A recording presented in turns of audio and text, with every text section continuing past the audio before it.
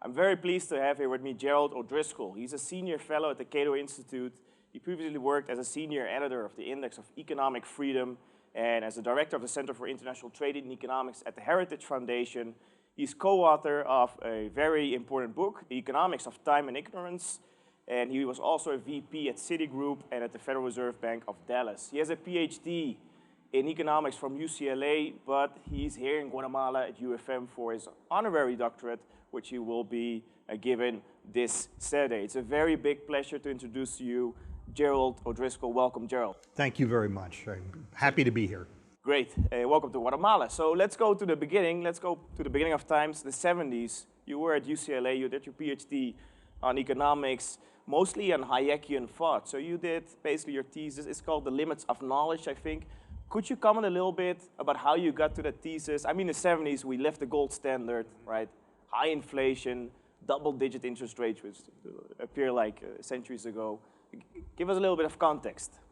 Yes, well, Hayek, I came to Hayek because of Axel Leijenhoef's macroeconomics course, graduate course, first year. And we had to write a paper in the first quarter, and there were 40 topics, and one was a reconsideration of Hayek's business cycle theory. So I wrote my term paper on that, and that eventually got to be my dissertation. That's how I got into Hayek. Certainly wasn't my only interest, but that's how I got there. That's strange because we were commenting this before the interview, the people don't know it, but UCLA is generally seen or associated with the Chicago School of Economics, with Milton Friedman, for instance. And you somewhere along the lines said that it also had a very Austrian school-minded audience, and you actually had readings of Hayek. Yes.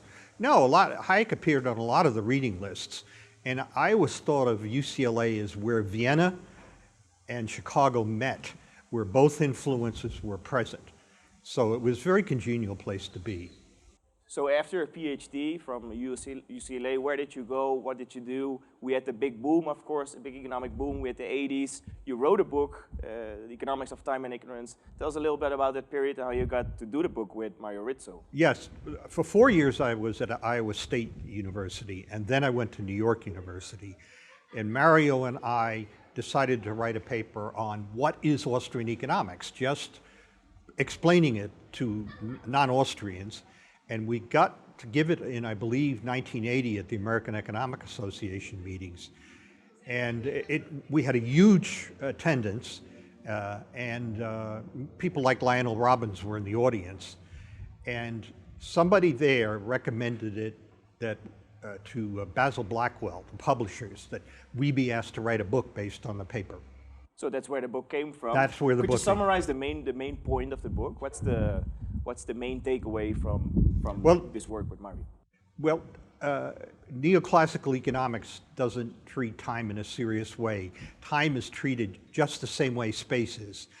All periods of time exist at once, whereas in what we call real time, time is sequential. The sequence means change is inevitable, and nobody can forecast, certainly not perfectly, what the future will be.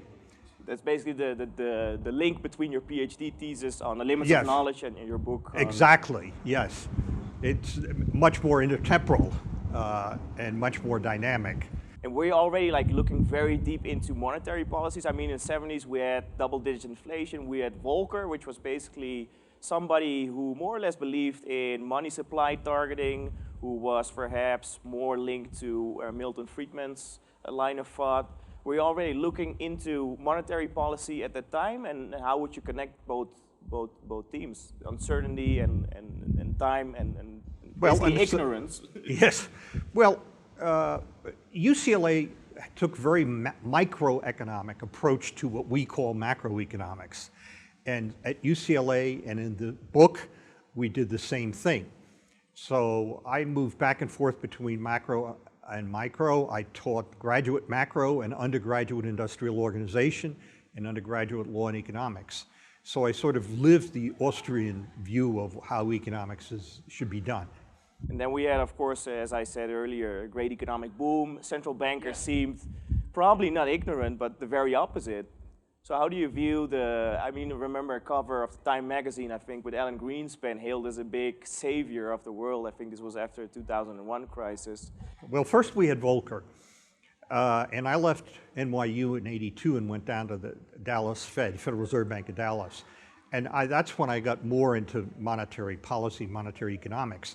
And two things were going on there. We were coming out of the recession under Reagan and under Volcker, and then the Texas economy was booming, and the U.S. economy kept going on, but Texas had a downturn because oil prices fell because inflation ended. And so I was there in very practical ways dealing with a collapsing regional economy, even though the national economy was doing fine. Then you told us you went to Heritage Foundation.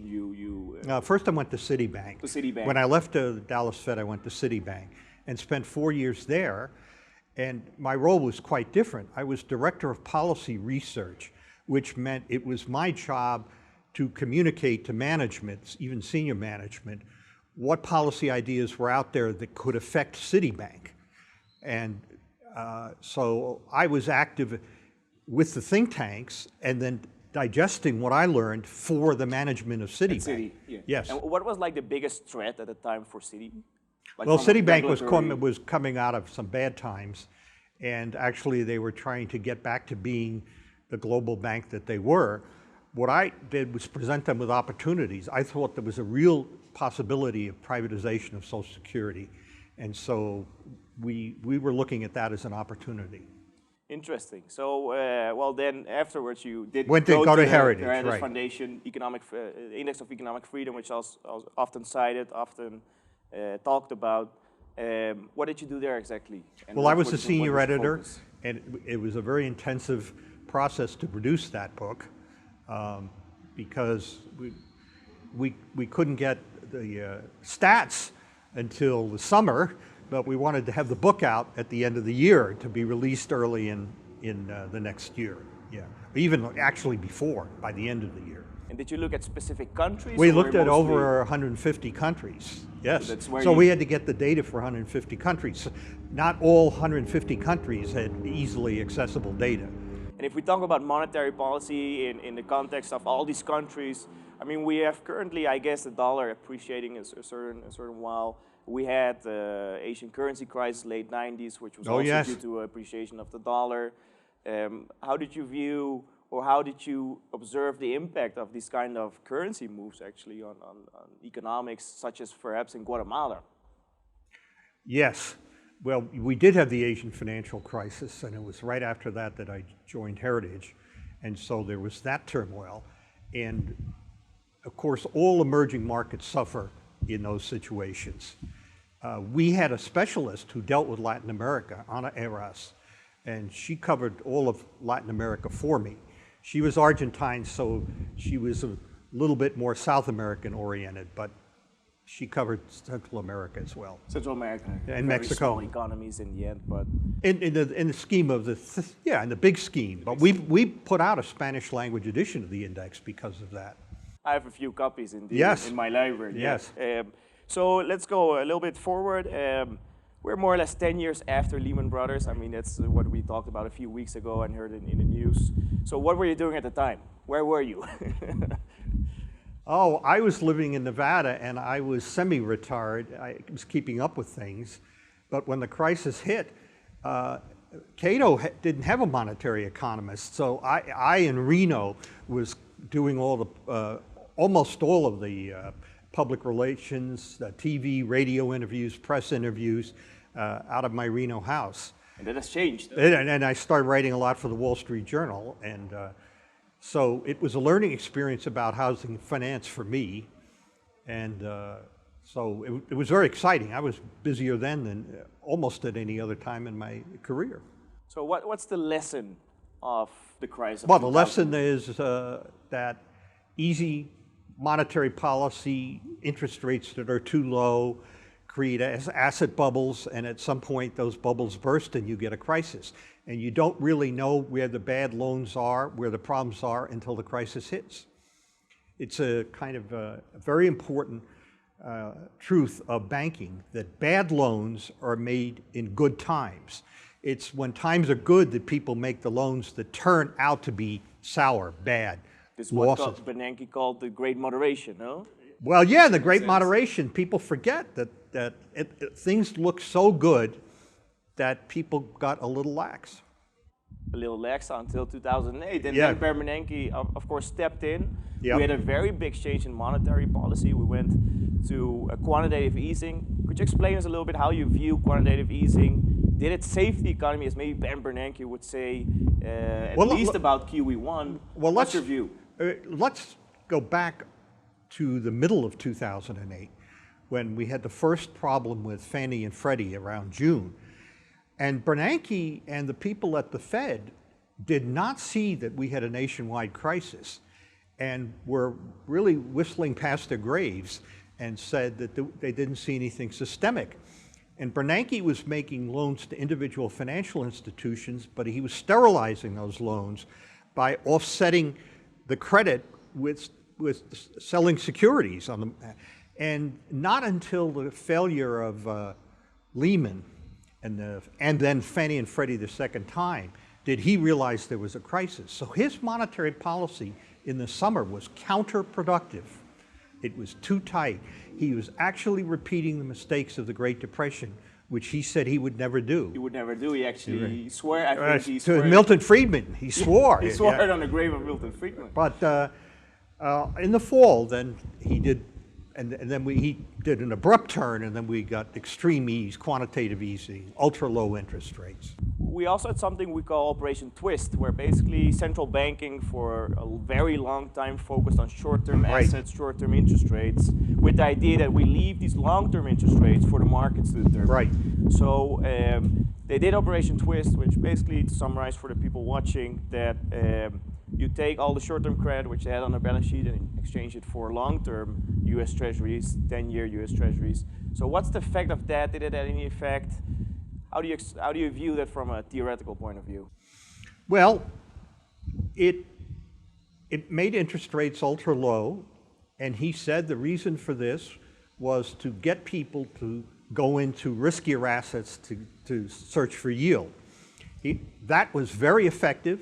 It had that effect, but we're going to find out now that the Fed is raising interest rates. What I was saying all during this period, when people would ask me what's going to happen, I said, we're in completely uncharted waters. There's nobody can tell you what's going to happen until it ends. So now we're going to find out how many people went into risky assets that they should not have gone into, and as the long-term interest rates rise, and what are going to be reverberations around the world. Now, I think we're already beginning to see some of them. A very strong dollar, and a strong dollar sounds good for, say, emerging economies, because then they can sell more goods to the United States because their goods are cheaper to Americans. But also the world has borrowed a lot in dollars, and now those borrowings in dollars are very expensive to pay off in local currency. That's one of the problems we have right here, I guess, in Latin America. Going a little bit back, because in 2008 we had, of course, the big crisis. We had the Great Recession. We had bailouts, right? We had the Fed assuming bad debts from commercial banks, maybe mortgage-backed securities. So how does all this fit in, say, with the idea that we're worse right now than we were perhaps at the start of the crisis in 2008? Do you think we're worse? I don't know that I think as a whole things are worse. No, I don't think that. But as the dollar gets stronger, you're going to have another round of problems in emerging markets insofar as there's been borrowing in dollars, because now it's more expensive to pay the dollar loans off in local currency. Let me tell you a country that's already in problem is Turkey. Their banking system is shaky, and they have a lot of dollar-denominated loans. My personal opinion is the reason that Erdogan is trying to repair his relationships with the United States is he may need some help economically. And there will be many other emerging economies in a similar situation. And by the way, the U.S. is not going to bail them all out. which they actually did in the 90s when we had the Asian financial crisis, up to a certain extent. I mean, Russia probably wasn't the one to be saved. No. Mexico. Nor will it be this time. Nor will it be this time. And perhaps some other countries, as Turkey, will remain unsaved, call it that way, by the U.S. But I think Mexico has had sound policies and may be able to get through this. That's a neighbor, which is a neighbor. By far the most important market. Yeah, right. You're northern neighbor. Great. So we have now a situation where the Fed is raising rates. We had Janet Yellen. Well, we had of course Ben Bernanke, Janet Yellen for a few years.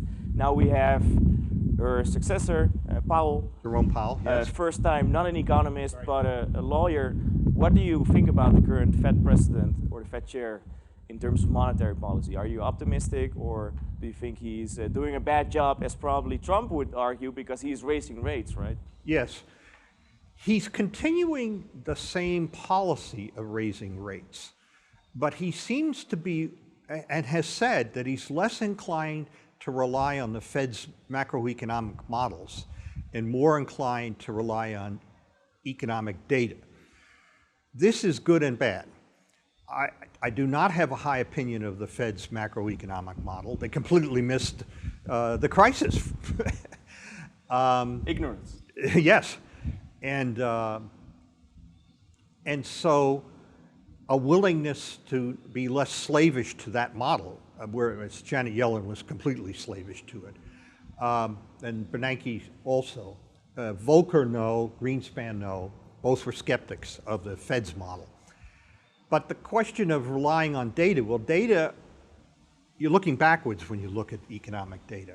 So I don't know what experience he has in what we call turning points in economy when you're peaking in economic growth. I'm not saying the level is at its height, but we're peaking in economic growth rates. We are near peak in economic growth. I think we are. I mean, the U.S. economy is running out of workers. There's now 900,000 more vacancies than people looking for work in the United States. Record low unemployment. Yeah, record low unemployment, right. So it's hard to grow if there's no workers. Which is, of course, the case in the U.S. Although we had this phenomenon probably in 2008 where the labor force actually was reduced by quite a bit because a lot of people were discouraged and left the labor force. But they're beginning to come back in. In fact, the growth in employment is being fueled by people re-entering the labor force. Just talking about ignorance and talking about the limits of knowledge, Trump often takes the credit for record low unemployment. How do you view this view of having a president from the top down who takes credit for probably outcomes he isn't directly responsible for? Well, all presidents do it. He's not unique. I do think that the policies he put in place certainly were beneficial in the main, domestically for sure. The deregulation has been very important, and the cut in the corporate income tax rate has been very important. Where he is problematic is on the tariffs and the dangers of a trade war. Let's talk a little bit about the trade war. I mean, one of the biggest threats perhaps right now, also for monetary policy, is actually the trade war and Trump's trade tariffs or import tariffs. Yes. And his fight with China. How do you view this geopolitical fight? We're not sure if it's really over trade or over some other factors, but how do you view this, and what effect does it have for monetary policy? Is it going to be a good thing for the dollar, bad thing for the dollar, good thing for the U.S. economy, or bad thing for the U.S. economy? There's no unique relationship between tariffs and your currency. So far, the tariffs haven't seemed to inhibit growth in the United States or the strength of the dollar. The Fed and strong economic growth seem to be driving the strength of the dollar. China is a unique case. I think in all the other cases where Trump has threatened tariffs, put on tariffs, for instance, NAFTA, it was to get people back to the negotiating table. It was a technique, a negotiating technique. China's more complicated because I think in China there are people in the administration who are really hawkish about China and want to change the relationship between the United States and China. First, on a geopolitical basis to recognize that China is a rival in Asia, and we have to confront it. And on economic policy, I think the Trump administration is trying to get US companies to become less reliant on China for manufacturing, for the supply chain. And I don't think that's sunk in. If what I'm saying is true, then I don't see how we're going to negotiate the tariff deal. It's very problematic. China is a long-term play. It's a long-term game. Do you think it will have short-term consequences for growth, perhaps? It's having short-term consequences for growth in China. Their growth rate's slowing. Absolutely. It doesn't seem to be affecting our growth rate yet. American companies, global companies, have an ability to some extent to find other supply chains in Asia, Vietnam, perhaps India, perhaps the Philippines. In the Americas, Mexico often benefits when there are problems with China. So Mexico and maybe a little bit Guatemala, Central America. Look into investing in. Well, it could happen. I wouldn't be surprised if it happened. So let's go back to monetary policy for a moment. We have Paul, who, as you mentioned, relies a lot on data, but not on models, as he said. So where do we go from here? I mean, actually, Paul, of course, is one of many central bankers who say, well, I need the discretionary power to determine monetary policy, determine what will happen with interest rates. So maybe the first question before going to the next question is, what influence does the Fed have on credit markets and interest rates? Are there interest rate takers, which is a debate we have had often, interest rate takers, or are markets determining interest rates? And not so much the Fed, and does the Fed follow, perhaps, the market interest rate? This is the big debate in monetary policy, and most economists have viewed the Fed as a rate setter. But if you look at the data, it's not clear that it's a rate setter. It can, well, when it operated at the short end, it could, in some markets, determine up to a point what short-term interest rates were going to be. But I don't think it permanently determines interest rates. Markets permanently determine interest. Actually, Eugene Fama wrote a paper in 2007, no? Right. Doing an empirical study, and he says, well, I think, well, I'm exaggerating a bit, but he says, well, I think the Fed determines interest rates, but I'm not sure really, and the data doesn't tell so. Right. So this is still open for debate? I think it's still open for debate. The only place it's not open for debate is within the Fed system itself. They just take it as dogma that they determine interest rates. So the limits of knowledge again. Yeah. I mean, I think they're following rates up at the long end. Now the danger is still push too hard, and then they'll cause a problem. Is Powell pushing too hard right now? I don't think yet. But I think there's a danger if they follow their own forecasts of how many interest rate increase is going to be. It's interesting that the futures market says that sometime in 2019 the Fed is going to have to cut rates. Which will probably not happen, or maybe only if economic growth really takes a hit. Let's go for a moment to another debate, which is really interesting in this sense. A lot of central banks, of course, want their power to determine monetary policy. Sure. There's a few economists out there who argue for a rule-based monetary policy, where you say, well, the central banker shouldn't be that important. He should just simply implement whatever the rule says, or says he should do. And actually, the Taylor rule is a very good example. There's some other rules, NGP targeting. Is there a good argument for rule-based monetary policy? Oh, yes, there is. I'm in favor of it, although under existing operating procedures that the Fed is using now, I don't think you can follow a rule. But none of the rules were designed for the kind of operating procedures the Fed has now. Remember that Taylor didn't name the rule. He just said he discovered the Fed was following a rule during the period of the Great Moderation. And then he estimated what that rule was, and he said, since the Great Moderation, we had very good economic performance. He said, we should follow that rule permanently. So it was it wasn't prescriptive when he was doing his research. It was simply what was the Fed doing. But you did Then he said, criticize turned it into a prescription. Yeah. But you did criticize these rules, no? So you're saying the Taylor rule is probably not the rule the Fed should follow. No, I haven't. Or NGDP. I don't think again that under current operating procedures any rule can be followed. But I think Taylor has this on his side. This is what the Fed was actually doing, and it worked. I believe in doing things that work. And if something worked, now they've never targeted nominal GDP. So as we are nearing this interview, thank you very much for your time. Let's just take the time in 3 or 4 phrases. How would you describe monetary policy today and the future? What are we heading for? Well, we're in uncharted waters. Nobody's ever conducted monetary policy this way. So nobody, especially the Fed, knows where we're going. They're doing it by trial and error. Plus, we have a change in the Fed chairman who says he wants to do things a little differently. So I'm just going to say that we'll only know what the future is when we get there. And that's just a variant of the ignorance problem. Ignorance, again, and the limits of knowledge. Yes. Thank you very much, Thank Gerald. you. Thank you.